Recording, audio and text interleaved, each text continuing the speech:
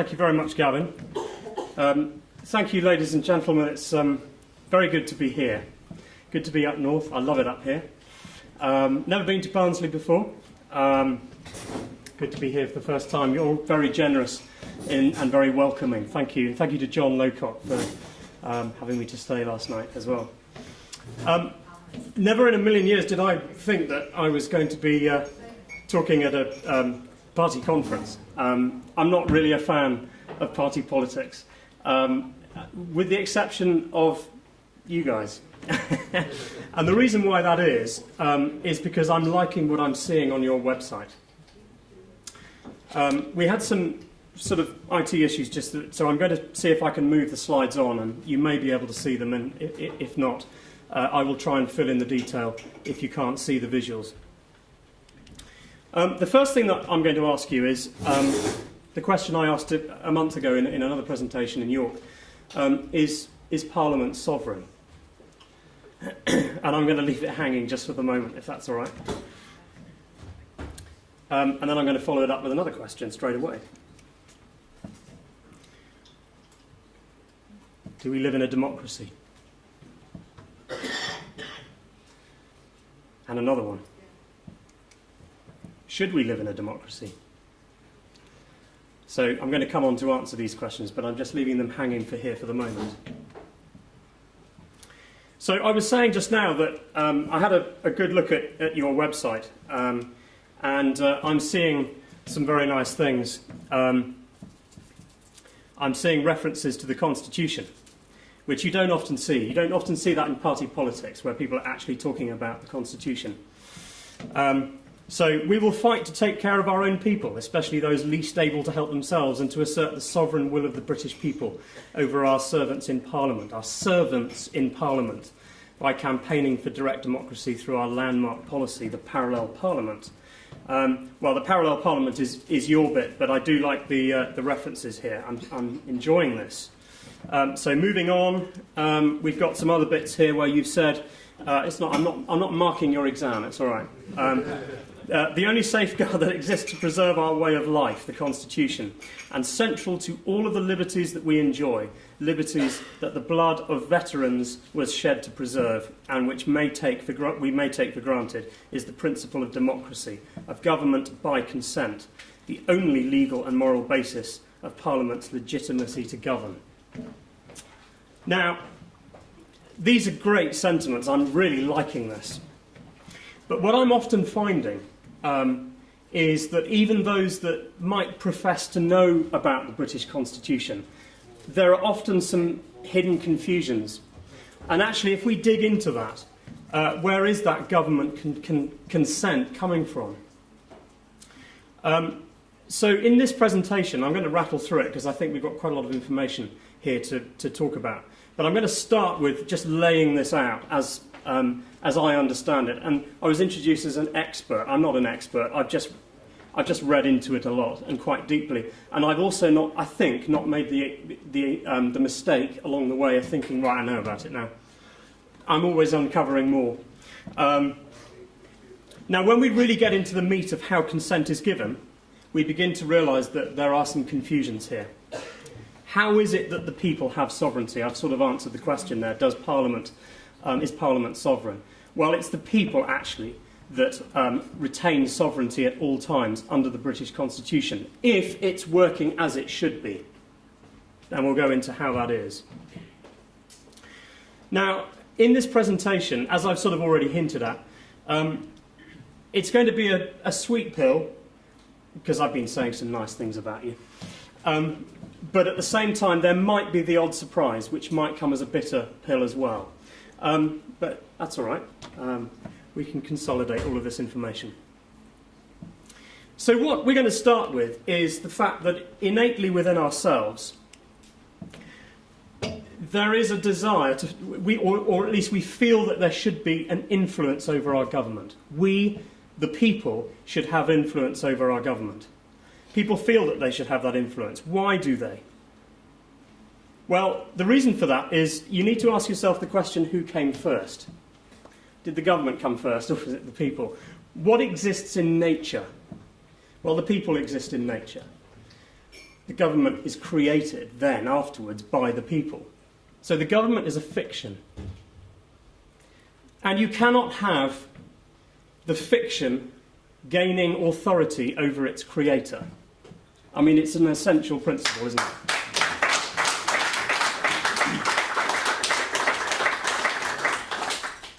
Glad you like that. It's good. I'll come out with a few of those. And what we're talking about here is the system of equity. Now, any system of governance with any country has a single test, and that is it a legitimate system of equity? And what that means, if we just drill into that a little bit, is are all the people under the law equally?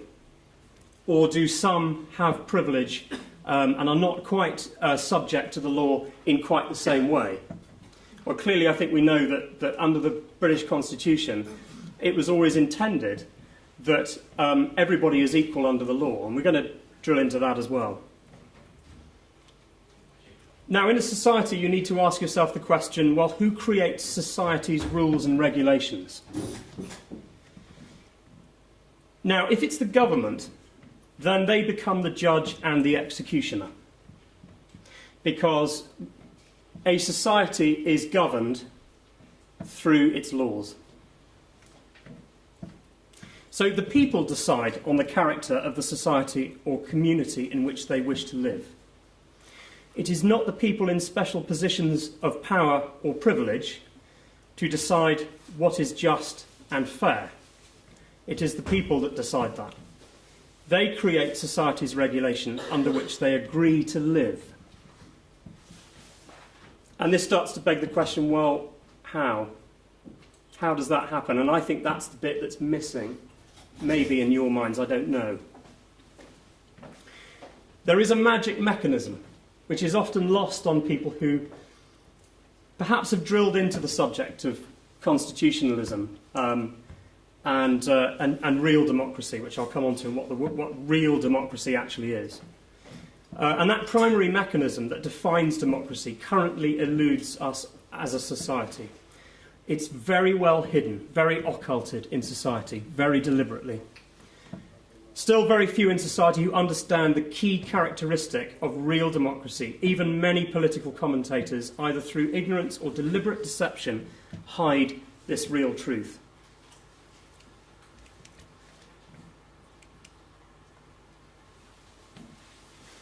So this is the system of equity that we're talking about. It is the people that make up a society themselves that envision the principles of fairness and justice within their own society.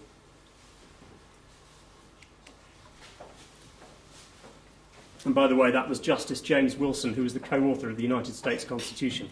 He wrote that in his works, I think it's Volume 2, Chapter 6. And they fall under the same system that we do. Now, you probably can't see that, but I've put up there the structure of the government as most people understand it now today, and it's certainly the structure of the government that most of those in the establishment would understand it. So we have, if you can't see it, it's the head of state at the top, and then we have three branches of government underneath. We have the legislature, the judiciary, and the executive. Just to recap, I mean, if you don't know this, and quite frankly, I find it not that interesting, actually, because this is the mechanisms of government that I'm not so interested in. Because when you see how it's supposed to function, this bit doesn't really matter so much, and you'll see why. So the legislature, of course, is all about, well, that contains Parliament. That's the Lords and the House of Lords and the House of Commons. They're the ones that make government law. They don't make it, actually, but they propose it, and then it gets created according to, well, we'll come on to that one in a minute. Then we have the judiciary, that's the court system, judges, and then we have the executive, which is sort of everything else. It's the police, it's the prison service, the executive is it's when you execute punishment on the accused, if they've been found guilty. Yeah, that's where it comes from. So they're carrying out what needs to be done. So those are the three branches of government. And then at the bottom on the diagram, you probably can't see, is we've got the people underneath. Because, let's face it, it's been ingrained within us that government is an authority and the people are underneath. It's not how it is. Now, the reason why those three branches are there is that within a functioning government, they're supposed to be checks and balances on each other. But it doesn't deal with the issue that if the entire government machinery is corrupt. Now, let's just think about how most people think that we have influence on the government now. Most people think that we have influence on the government by voting in elections. That's quite important for you guys. And that's actually what most people think democracy is. But it isn't, in fact. That's not the defining characteristic of democracy. So what is it, voting in elections? Now, first, in a moment, we'll just examine how effective that is in holding the government to account. We'll just have a quick run-through of some of the problems, some of the shortfalls, because there are many. In fact, if we just do that quickly. So problems with the system. First of all, we have to fight to be heard. It sort of presupposes, essentially, that our rights and our freedoms have to be negotiated in some way, have to be fought for. And the most obvious thing, of course, is that it turns the whole country into a competition. Freedoms are gained only ever at the expense of those that lose.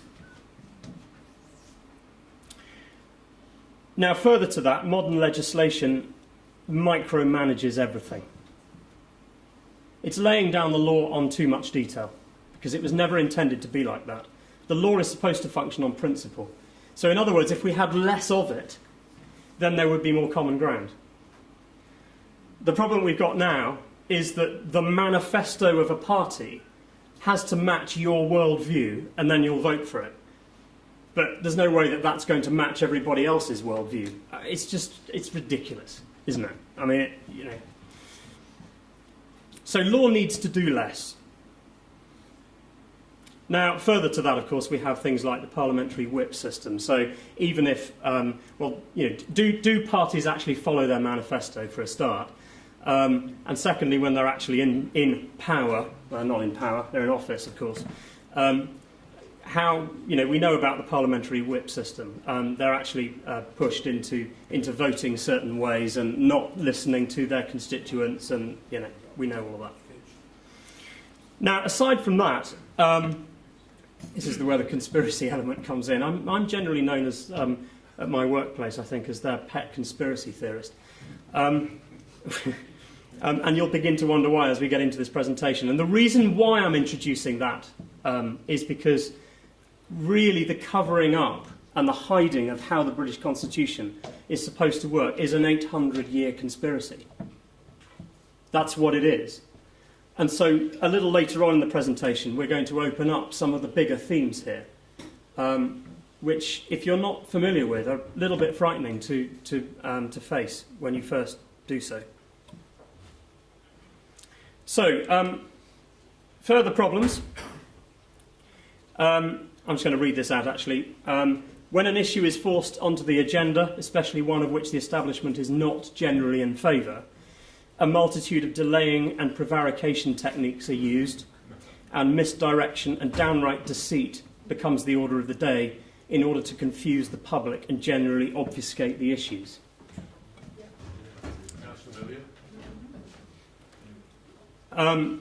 Further to that, of course, the existence of corporate favours, special relationships and backhanders, leading to politicians winning lucrative positions in industry, powerful positions in government, through what is sometimes known as the revolving door problem. I mean, it just goes on and on and on, doesn't it? I mean, it's totally dysfunctional. Getting worked up now.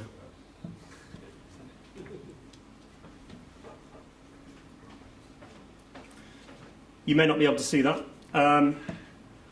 Now, what I've got there is an illustration of, first of all, on the right-hand side, the diagram that I showed you earlier of the structure of government with the people at the bottom. But on the left-hand side, I've got an illustration which actually is much more accurate. It's the pecking order, as it really is. Okay, so what have we got?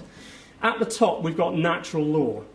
And I'm going to come on to what natural law is in a moment, but not touch on it too deeply because it's a massive subject. Underneath natural law, we've got the rule of law. People throw that term around without really understanding what it actually is. Then underneath the rule of law, we've got the people. And then under that, we've got government, because government was created by the people. And then underneath government, we've got politicians and public servants, because they work for us. That's news to them, isn't it? I remember I was saying that the creation of government is by the people. We talked about that. So perhaps we should go through exactly what this is now. So if you can see this is in a bit more detail now. So starting with the top, we've got natural law. Now what this is the universe. This is the law built into the universe. I sometimes call it God's law, but I'm not a religious person. It doesn't matter whether you are or you aren't. This is a very deep subject, and it's very esoteric material. Now, just keeping it fairly pragmatic for the moment, natural law is that sense of right and wrong that we all have built into us, that sense of justice and fairness. Now, the interesting thing, I was talking with John about this last night, the interesting thing about that sense of justice and fairness is that we all have it, regardless of what culture we exist in. We all understand it. We innately know whether something's unfair. You can go to any part of the world, and the other interesting thing is that we express it as children as well, very young children. We react when something is deeply unfair. Now that sort of suggests it's kind of the exposure of natural law existing within the universe. Now if you're really into the raw expression of natural law and going back to the Hermetic principles, I did a talk in Nottingham in March, and it's on the New Chartist Movement website if you're interested. But really, natural law is a system. It's almost a system of science, really. It's a system of dynamics that's built into the universe. Some people call it karma. That if you actually do something that is out of alignment with natural law, you're going to get something back. You're going to get negative consequences. Sometimes it's been called consequentialism. So some of you might know Jordan Peterson, interesting character. He's a clinical psychologist, and there's a fabulous piece of video where he talks about how people don't ever get away with it. And he talks about how when he's dealing with people's issues, and they've really had some horrendous things happening in their life, and if you trace it back, you keep going back, and eventually you'll find something, and it's as if that was the cause, and it's sent ripples into the universe, and they've come back. It's very esoteric stuff, but get into that material if you're interested. But at least at the practical level, I think you'll understand, at the empirical level, if you like, that there is something there in all of us that we all understand, the sense of right and wrong. And it's what comes from the Golden Rule. We talk about the Golden Rule, the Decalogue, the Ten Commandments. All of that is really a sense of in fact, all of those rules in the Ten Commandments are really about taking property from other people. Taking their decision or their choices away from them in some form. So underneath the natural law, we have a manifestation of that natural law into what's visible in the visible realm is the rule of law and common law. So what common law is our conscience, which is the conduit, taking that sense of right and wrong and turning it into man-made laws. Common law is man-made law. It's just not government-made law. It's made by the people. In what situation? Juries. Now you're probably beginning to get where I'm going with this. And the head of state, of course, is meant to be charged with looking after that rule of law and keeping it in place and maintaining it. Then we have us underneath that.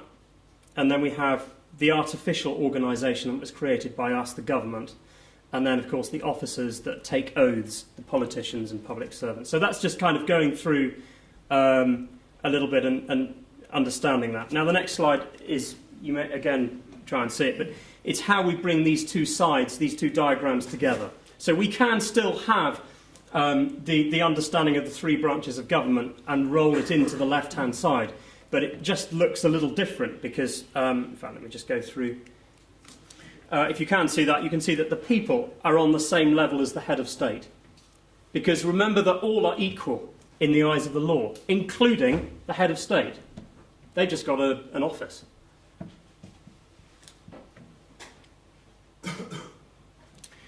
Right, I'm going to throw some interesting questions out now. Why is it that English law, British law now, has had such respect the world over? Because, quite frankly, if it were not such a serious subject, that would cause many to howl with mirth with the situation it is at the moment, wouldn't it? So why is it respected the world over? How did we get here? How did we get into a position in which the people have nothing but disdain and contempt for the establishment? Because that's the situation. Democracy is our greatest export, so we're sometimes told. So what's changed? That's the key, isn't it? Okay, I'll try and explain what's going on here. Now, we have... I'll play it anyway for anyone who wants to move up to the front and have a look at it. But essentially, we've got what looks like a bunch of garden peas. This is actually us, just members of the community. Dots. Okay? And one of those individuals becomes the accused, because they've been accused of doing something they shouldn't have been doing. Then we have 12 further people of the community who get picked at random. So they become the jury. And then what should happen is we have another member of our community who is elected to become what we think of now as the judge. But under common law, they're actually supposed to be called the convener. They are not the judge. It's the jury that are the judges, because otherwise it's not trial by jury. It's trial by something else, but it's certainly not trial by jury. Now that situation creates justice in a common law situation. So this is how natural law is manifested through human conscience. That's the situation I've just described. Okay, now I've got, on the next slide, I've got a series of 12 people looking a little bit confused, sitting there behind a desk. They're, of course, the jury. And they've got thought bubbles coming out above them, if you imagine that. And just to give you an idea of what some of those are, so we've got words like fair, question mark, deliberate, question mark, guilty, intent, question mark, would I have done this? Context, question mark, was this planned, question mark. All of these are questions, they're asking these obviously. Malicious, reasons, why? Yeah, because the essence of that, of course, is that the decision that is returned by the jury is based on principle. It's not based on the outcome. Did they technically break the law? Possibly. That's nothing to do with it, though. It's a question of whether there's guilt. Okay, and guilt is all about whether there is what is called in Latin mens rea. Sounds like something rather unpleasant. Malice aforethought. Is there malice? Is there a malicious intent? Now, there are one or two other important facts about trial by jury that you should know about, because the trial by jury that we have at the moment is a watered-down plastic version of trial by jury. But the original, proper trial by jury that should be lawfully in place, according to our Constitution, is a whole different beast. And it seriously has teeth. Before I get on to why, and you've guessed it already, possibly, but I'm just going to outline a few other bits and pieces. So it's about motivations, intent, and context. And by the way, the jury are supposed to decide on punishment. They are supposed to give the punishment, not the judge. there should never be any interference from the judge, the convener, because they're not supposed to direct it. And the reason for that is because each juror should be judging privately according to their own conscience.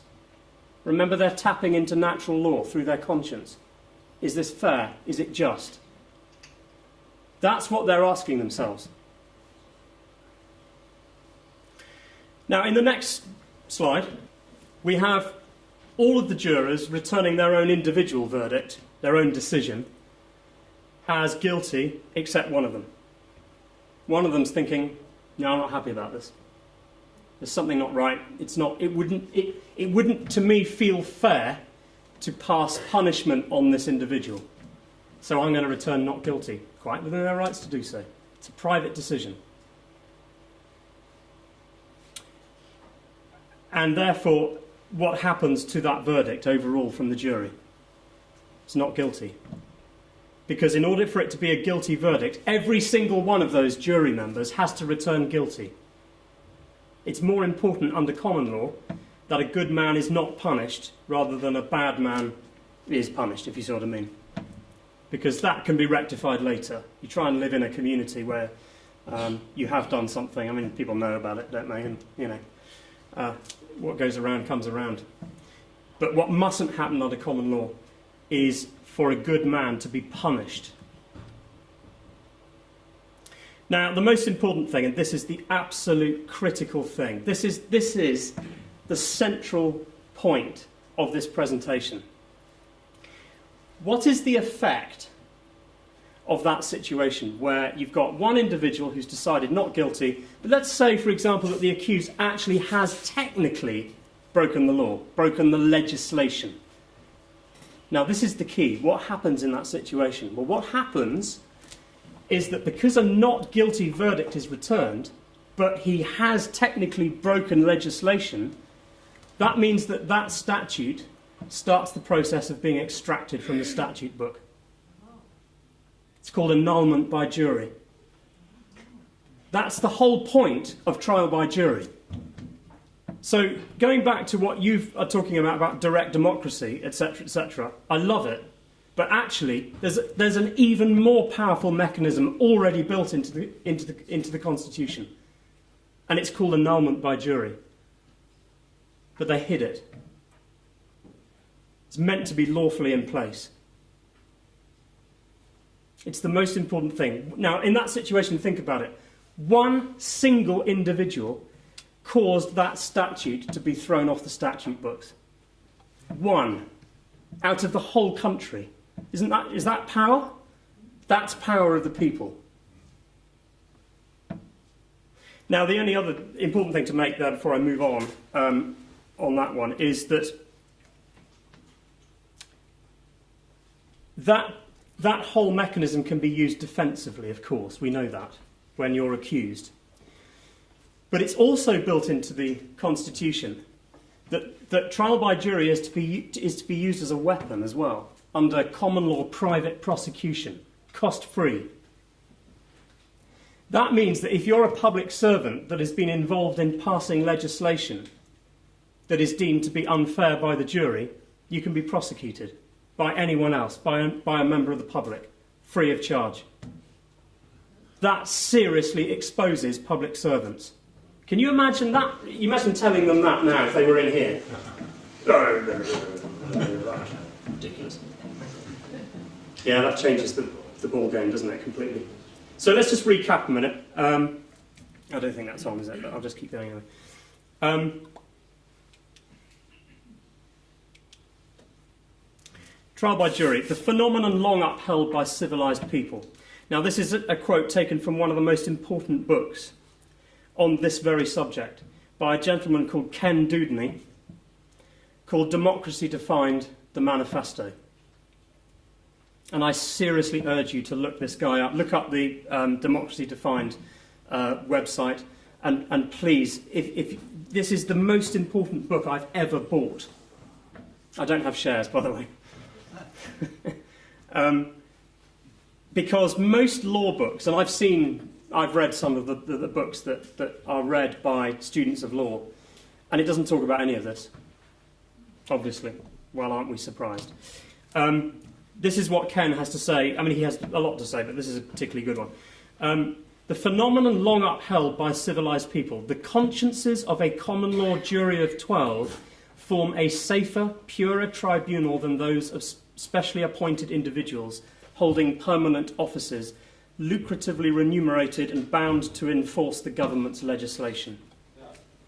Now, there is actually, just to prove all of this, there is actually quite an interesting plaque in the Old Bailey, which they've gone a little bit coy about because they've moved it. I've never seen it, actually, but a colleague of mine at the New Chartist movement was telling me that they've moved it into a rather hidden location, not surprisingly. And this plaque is all about how William Penn, who founded Pennsylvania, of course, and William Mead were tried for unlawful assembly of preaching. And what this plaque is, it commemorates, I'll read it to you.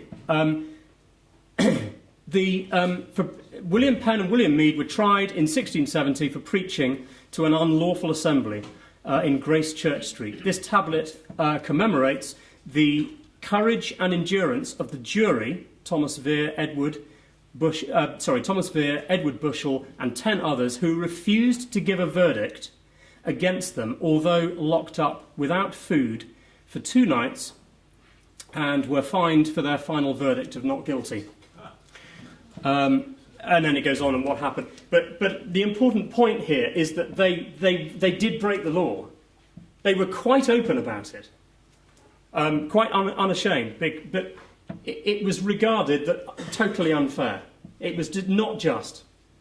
And they returned a not guilty verdict. And they got hammered for it by the establishment. And that's talked about in Democracy Defined very clearly there. But that's an interesting plaque, because that really speaks volumes. Now, here's a statement attributed by Bancroft in the History of the United States Constitution. This was History of the United States Constitution to Judge Theophilus Parsons at the Massachusetts Constitutional Convention.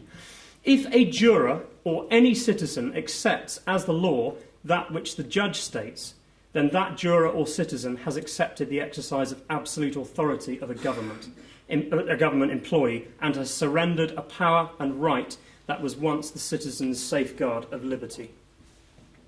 So I just want to clarify about jurisdiction. So going back a little bit to the pecking order, we have God-created law, which is natural law. We have people-created law. That's the ordinary people creating law, because they're next, creating common law. So a lot of people in the judiciary and the legal profession will tell you, no, common law is judge-made. No, it's not. It's made by the people, because it's made by the decisions of juries. It's a consolidation of the decisions of juries. So, and then we have government-created law, statutes. And government is allowed to create law, but only within the constraints and what is allowed by trial by jury, by a process. So every time it comes up, when somebody is tried, it's tested. Every time. So government can... Now, this is important. Government can repeal anything that they created, or a previous government. Government cannot repeal or amend constitutional law. But of course they did, following the 1215 Magna Carta. Now, the 1215 Magna Carta is your constitution. That's it. It's just that. The 1215 Magna Carta. We'll come on to a little bit more about that in just a moment. But of course, they tried to amend it. They created legislative rewrites of the Magna Carta later on. It was illegal to do so, because they can't rewrite constitutional law. They cannot tamper with the framework that they themselves are a part. Otherwise, they're writing themselves into judicial authority. Government has no authority to tamper with the structure of which it itself is a part. It cannot rewrite it. It cannot write itself into constitutional authority. Now, that slightly begs the question about one or two other documents that sometimes we wrongly attribute as constitutional. So let's talk about the Bill of Rights, for example. Now, the Bill of Rights is not a constitutional document. Why? Because it's a bill. It was an act of Parliament. Yeah, I was gutted as well when I first heard that. Particularly because, it's expressing some pretty important and constitutional-sounding things. But that was the problem. Because, and I'll just read this. First, this was a trap, actually. The Magna Carta. The Bill of Rights was a trap. Because although it does contain one or two constitutional libertarian sentiments, such as, for example, the no foreign prince, person, prelate, state, potentate, etc., etc., it's good, it sounds great. That was in there to entrap us and to draw us in. It sounds like it's expressing the same principles as the Magna Carta, and in that respect it is. But the problem is, by being drawn in by that sort of meritorious paragraph, one is accepting and embracing the whole act, without realising that elsewhere the declaration text contained one of the most devastating weapons to the original constitutional safety mechanism. So what is that safety mechanism that you know now? Trial by jury and annulment by jury. Why? Because what happened at the time is they started putting qualifications on who could serve as in the jury. And in fact, what happened is over half the population of the country were denied access to be part of juries. And so they're stacking the jury now at this point. In fact, it actually happened earlier than that. They started whittling away 70 years after the Magna Carta. It all started happening. So constitutional statutes is a contradiction, actually. If one points to the Bill of Rights as an authority, one is elevating a government-created statute beyond its natural jurisdiction, which hands enormous power to Parliament. And this is where the Parliament is sovereign mantra comes from. Conniving and devious power grabbers of the late 17th century instigated this very deliberately to allow their own law to be regarded as constitutional. So this is how they were able to get away with it, with taking us into Europe, for example, in the first place. Because everybody was pointing at the Bill of Rights, the act that was written by them, by those that would wish to overrule, to overrule the rule of law and give Parliament greater powers than they should have. They could ignore or alter this as they see fit, because it's one of theirs. They know it's not constitutional, but everyone else thinks it is. So let's just go into democracy and what it is and what it isn't. Democracy, what it is not. It is not suffrage. Suffrage is totalitarian, communist, leads to fascist states. Suffrage is the voting in elections. That's not what democracy is. Everybody thinks it is, but it isn't. It's not referenda either way, or mass voting either. It's not legislatorial voting by representatives. And it isn't, what it does, this does is creates consensus politics. Suffrage creates consensus politics. That's not democracy. So let's go and look at the lexicography. That's a big word, isn't it? Lexicography breaks down into etymology, philology, various different subjects to do with the language behind words. So if we break down the word democracy, let's have a look at that. So it comes from demos, the Greek word demos, the people. And then kratos, sovereignty. Or kratein, to rule, that's the verb. People rule. It's derived from the Hellenic Athenian constitution. And of course, most of us think that this is all about voting. Of course, that they've raised that in our minds as being the key attribute of what went on in Athens. Well, it didn't actually. It did as well, but there was something more important earlier on, particularly in early Athens. It was about government by trial by jury. Government by trial by jury. You govern by it. Okay, and sovereignty of the individual citizen juror as the final arbiter of law. That's what democracy is. It's not voting in elections. It's giving citizens the power to annul government law in trials. So specifically, Excelsior rights. This was at the time of Cleisthenes, 508 to 507 BC. What were Excelsior rights? It was the right to attend, yeah, to debate, yes, to vote, yes, as well. But this is the key: trial by jury for the accused and empowering citizens with judicial authority as jurors. You're getting the gist of it. I'm repeating it, but it's so important. Now, whilst that was the case, it should be pointed out that it was infant in form in those days. There were no equal rights for women, and slavery remained, of course. But given time, if certain things hadn't happened, it wouldn't have been long, and we would have hit a very, very different point in the development of humanity if that had been allowed to continue in the way that it was at the time. So, James Wilson, Justice James Wilson, again, the ultimate power. The empowerment of citizens by bestowing on them judicial authority as jurors in trial by jury, in which laws and measures passed by legislatorial majorities in the Assembly could be judged, overruled and annulled, whenever this was deemed by the jurors necessary to serve justice, liberty and the interests of the people. Now, how far have I gone on? How am I doing for time?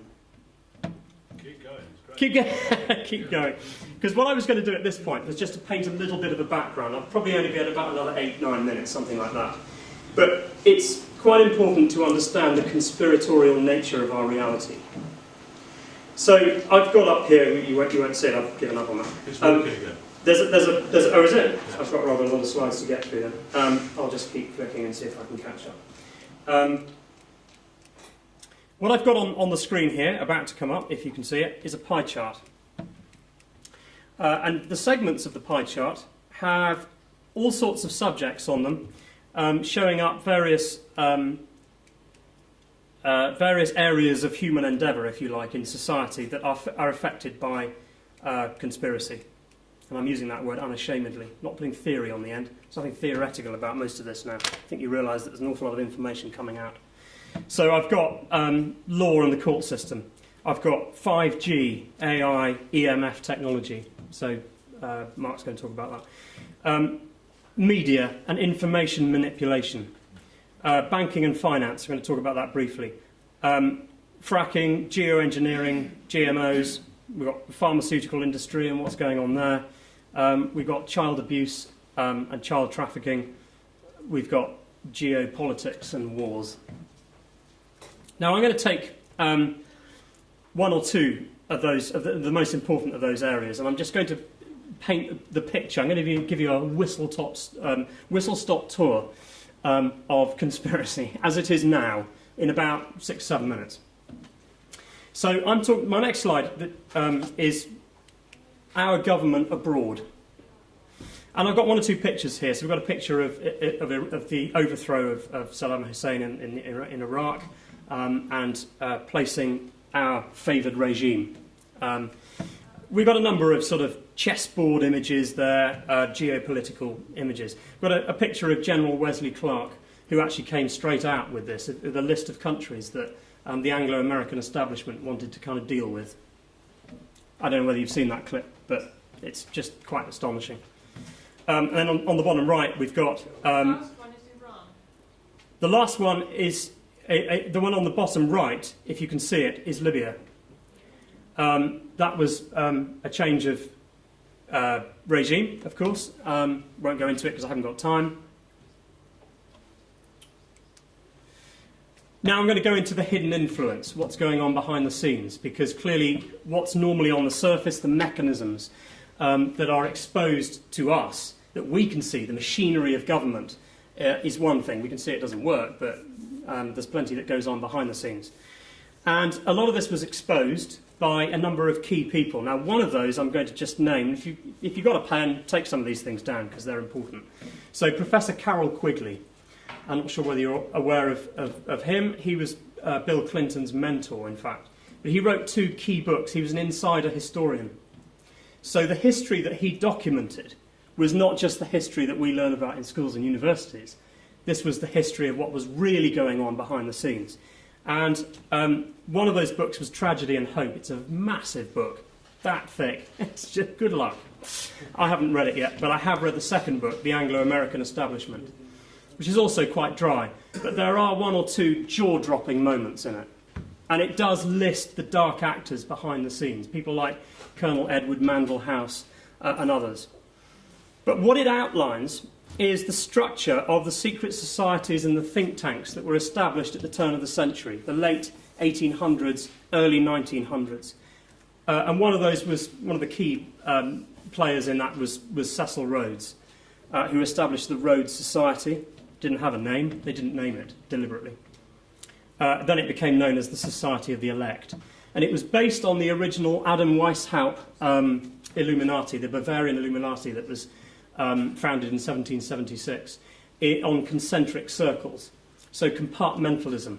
So you had the inside group, but then each layer didn't know of the existence of the inside one. So round the outside of the inside group, the Society of the Elect, you had the Milner group. Lord Alfred Milner was very instrumental. They brought Fleet Street, and they bought up Fleet Street in the Times of London. They'd taken over by 1920, certainly.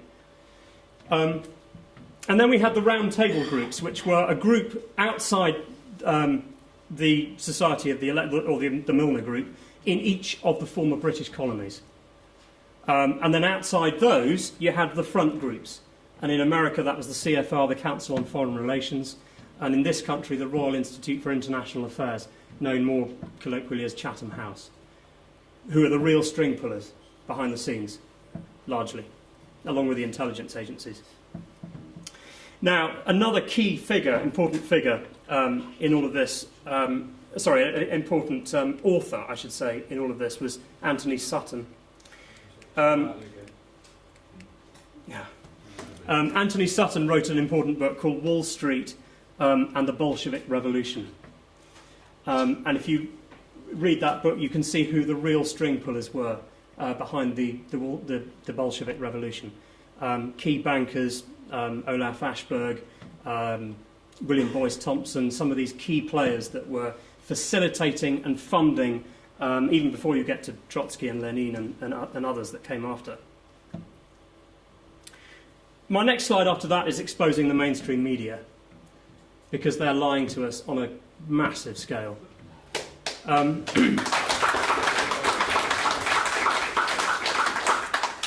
Now, if you want to prove that to yourself, one of the best ways of doing that is to go onto YouTube and go and have a look at the Media on Trial events. Maybe one or two of you were there. Now, Media on Trial is an organisation that started putting on events called Media on Trial. I think they've had 3 now. The last one, they were actually, the venue where they were going to have it was lent on by the establishment, and they had it cancelled on them. But they were then offered another venue by a mosque, interestingly. Great guys, fantastic. But there were some key speakers at this, some really important people that you should tap into if you're not already. So Professor Piers Robinson from Leeds University talks very eloquently about propaganda and manipulation techniques. And by the way, one of the key think tanks that started the whole business of information manipulation and manipulating how people's perceptions was the Tavistock Institute, which came out of the Cecil Rhodes Secret Society network. And it then went on over into America with projects like MKUltra. But Professor Piers Robinson really breaks that down very, very well. So have a look on there. We've got independent journalists like Patrick Henningsen, who has his own 21st Century Wire. It appears on RT quite a lot. Vanessa Beeley has been outlining what's really going on in Syria with the regime change operations over there that have been going on, and how our government sends change agents into a society to change public perception within that society, agents provocateurs, all of that, divide and rule, buying people, important media people. You know the story.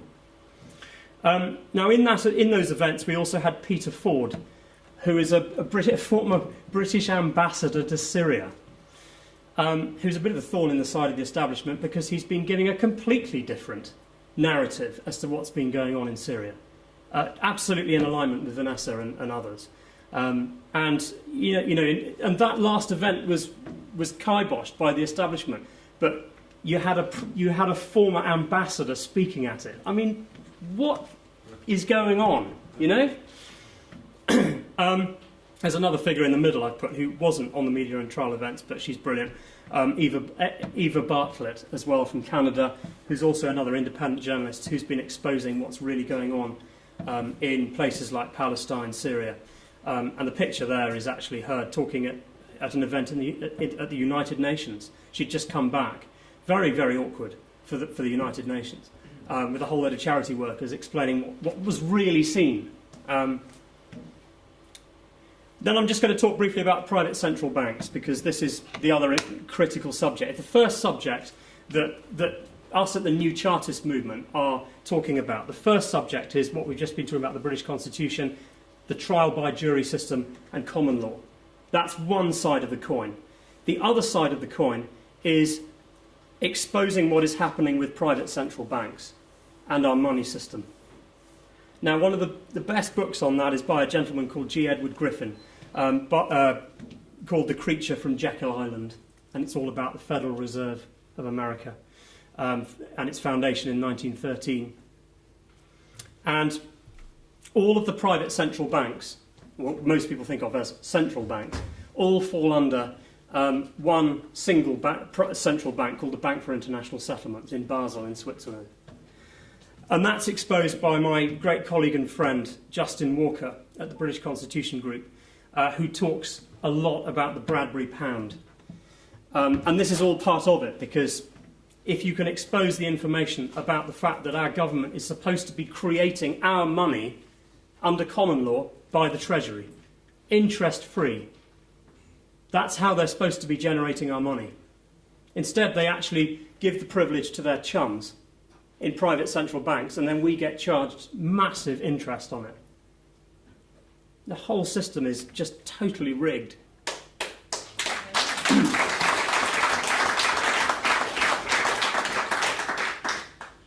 And then bottom left we have Ronald Bernard, who is an interesting whistleblower. By the way, these three, Justin, Ronald, and then the next one, Anthony Stansfeld, were all produced whistleblower testimony at the ITNJ, the International Tribunal into Natural Justice.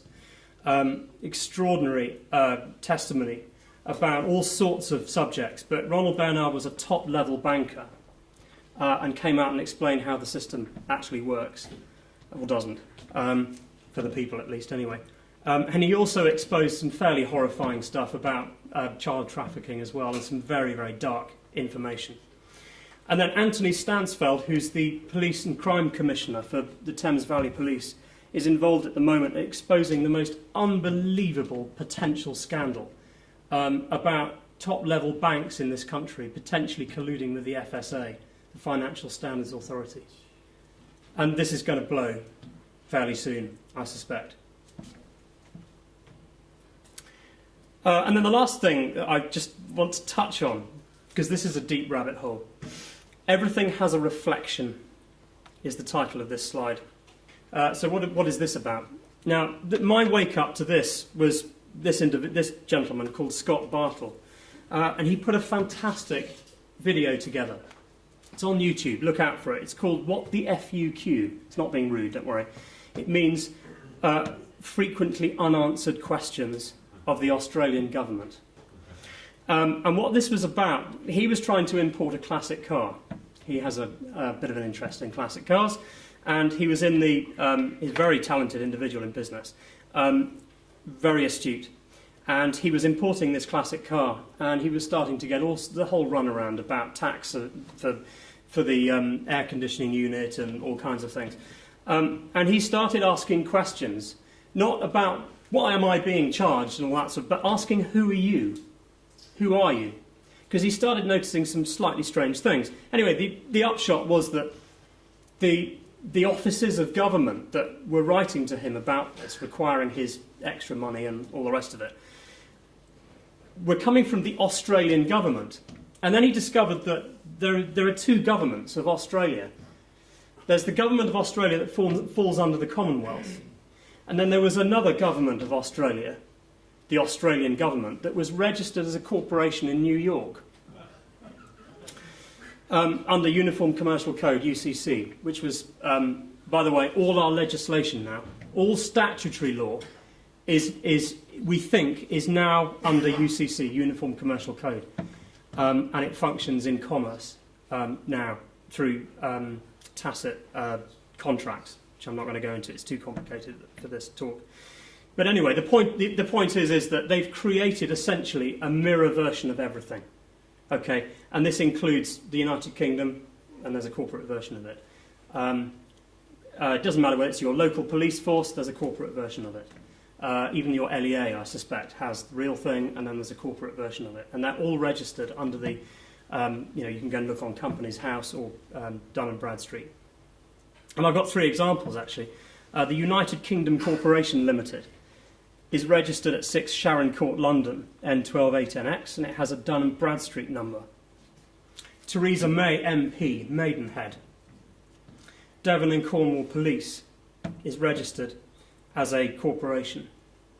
So that raises all sorts of questions, doesn't it, really, about the existence of the Constitution and common law, just bringing it back full circle again, yeah? How can they operate like this? Because if it is a corporation or a company, then it's going to have shareholders, it's going to have a CEO, there's profit being made. The last thing actually I was going to say, because he's not here today, and I thought he was going to be here, David Ellis. And I got a picture of him. Glad he's not here because he'd be embarrassed. About the European Union, that's a big subject for you guys. And about PESCO and the Permanent Structures Cooperation, military integration. So I was going to mention that as well. And then I've got a slide showing recommendations for if you want to get into this information on an everyday basis. I recommend 2 places. The UK column, if you haven't already gone to that as a source, I call it the Radio 4 of the alternative media. Now, I don't know whether Brian thinks that that's a compliment or not, I don't know. But their analysis and their slicing and dicing of the information is second to none. And I really urge you on a regular basis to listen to the UK column. And the other one is 21st Century Wire, Patrick Henningsen. He does a programme on Sunday called Sunday Wire. Download it, listen to it, if you really want to know what's going on. So, and that's it. And we get to my final slide, apart from the my logo of the New Chartist movement.